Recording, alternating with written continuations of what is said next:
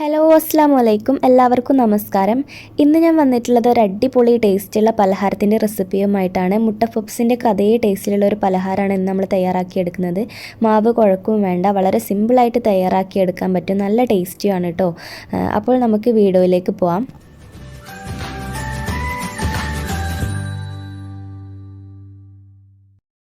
ആദ്യം തന്നെ നമുക്ക് ഈ പലഹാരത്തിലേക്ക് ആവശ്യമായിട്ടുള്ള ഫില്ലിങ് തയ്യാറാക്കിയെടുക്കണം. അതിനായിട്ട് ഒരു പാൻ സ്റ്റൗവിൽ വെച്ചിട്ട് അതിലേക്ക് കുറച്ച് വെളിച്ചെണ്ണ ഒഴിച്ചു കൊടുക്കുക. ശേഷം നമുക്ക് ചെറുതായിട്ട് അരിഞ്ഞ ഇഞ്ചി, വെളുത്തുള്ളി, പച്ചമുളക് എന്നിവ 1 ടേബിൾ സ്പൂൺ ചേർത്ത് കൊടുക്കുക. അതൊന്ന് മൂത്ത് വരുന്ന സമയത്ത് നമുക്കിതിലേക്ക് കുറച്ച് കറിവേപ്പില കൂടെ ചേർത്ത് കൊടുക്കുക. ശേഷം നമുക്കിതിലേക്ക് 1.5 മീഡിയം സൈസ് സവാള നൈസായിട്ട് കട്ട് ചെയ്തത് ചേർത്ത് കൊടുക്കാം. സവാള വഴന്ന് കിട്ടാൻ ആവശ്യമായിട്ടുള്ള ഉപ്പും കൂടെ നമുക്ക് ഈ ഒരു സമയത്ത് ചേർത്ത് കൊടുത്തിട്ട് നല്ല സോഫ്റ്റായിട്ട് വഴന്ന് വരുന്നത് വരെ വെയിറ്റ് ചെയ്യണം. കണ്ടില്ലേ, നന്നായിട്ട് സോഫ്റ്റായിട്ട് വഴന്ന് വന്നിട്ടുണ്ട്.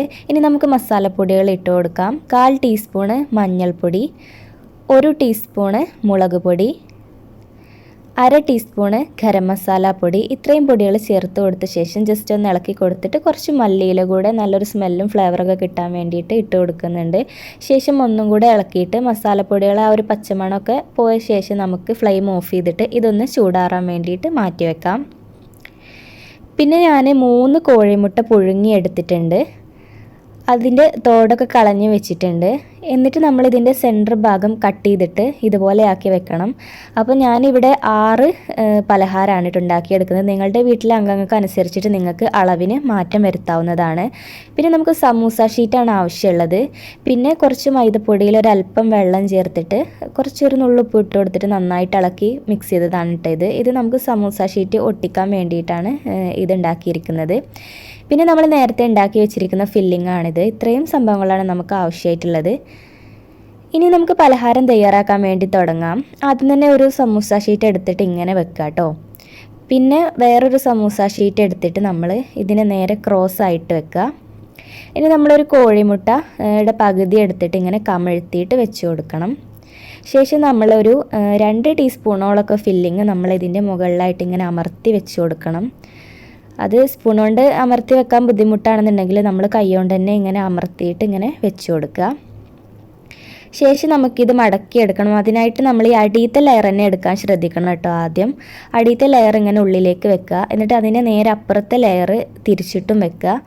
എന്നിട്ട് നമ്മൾ കുറച്ച് മാവ് തേച്ചിട്ട് ഒന്നിങ്ങനെ ഒട്ടിക്കുക കേട്ടോ. പിന്നെ നേരെ ഇപ്പുറത്തെ സൈഡിലത് രണ്ടും നമ്മളിങ്ങനെ മടക്കി വെച്ച് കൊടുക്കണം. അങ്ങനെ മടക്കി വെച്ച് കൊടുക്കുന്ന സമയത്ത് നമ്മളത് ഒട്ടിക്കുക കേട്ടോ. കണ്ടില്ല, ഇതുപോലെ ഒട്ടിച്ചിട്ട് ഇങ്ങനെ വെച്ച് കൊടുക്കുക. അപ്പോൾ ചതുരത്തിൽ ആണ് നമ്മളുടെ പലഹാരം ഉണ്ടാവുക. മുട്ട പഫ്സിൻ്റെയൊക്കെ ആ ഒരു ഷേപ്പിലായിരിക്കും, ലെയറും ഉണ്ടായിരിക്കും. കണ്ടില്ലേ? അപ്പോൾ ഇതുപോലെ തന്നെ ബാക്കിയുള്ളതൊക്കെ ഉണ്ടാക്കിയെടുക്കാം. ഇതേ ഒരു പലഹാരം തന്നെ നമുക്ക് സമൂസ ഉണ്ടാക്കുന്ന പോലെ ഉണ്ടാക്കിയെടുക്കാം. ആദ്യം കോഴിമുട്ട വെച്ച് കൊടുത്തിട്ട് ഫില്ലിങ് നിറച്ച് കൊടുക്കുക. അതിനുശേഷം നമ്മൾ സമൂസ കോണാക്കി മടക്കില്ല, അതേപോലെ മടക്കിയിട്ട് ഒട്ടിച്ചിട്ട് ആ ഒരു രീതിയിലും നമുക്ക് വേണമെന്നുണ്ടെങ്കിൽ ഉണ്ടാക്കിയെടുക്കാം. കണ്ടില്ലേ, ഇതുപോലെ മടക്കിയിട്ട് നമുക്ക് ഉണ്ടാക്കിയെടുക്കാം. അപ്പോൾ എല്ലാം തന്നെ ഞാൻ ഉണ്ടാക്കിയെടുത്തിട്ടുണ്ട് കേട്ടോ. ഒന്ന് മാത്രം സമൂസയുടെ ഷേപ്പിൽ നിങ്ങൾക്ക് കാണിച്ചു തരാൻ ഉണ്ടാക്കിയെന്ന് മാത്രമേ ഉള്ളൂ. ഇനി നമുക്ക് സാധാരണ എല്ലാ പലഹാരങ്ങളും ഫ്രൈ ചെയ്തെടുക്കുന്ന പോലെ നമുക്ക് എണ്ണ ചൂടായിട്ട് വരുമ്പോൾ ഇതിലേക്ക് ഇട്ടിട്ട് ഫ്രൈ ചെയ്തെടുക്കാം. തിരിച്ചും മറിച്ചൊക്കെ ഇട്ട് കൊടുത്തിട്ട് 2 വശവും ഒരുപോലെ ഗോൾഡൻ ബ്രൗൺ കളറാവുന്നത് വരെ നമുക്ക് ഫ്രൈ ചെയ്തെടുക്കണം. പിന്നെ എന്താ പറയുക, ഒട്ടിക്കുന്ന സമയത്ത് നിങ്ങൾ അത്യാവശ്യം നന്നായിട്ട് ഒട്ടിക്കാൻ വേണ്ടി ശ്രദ്ധിക്കുക.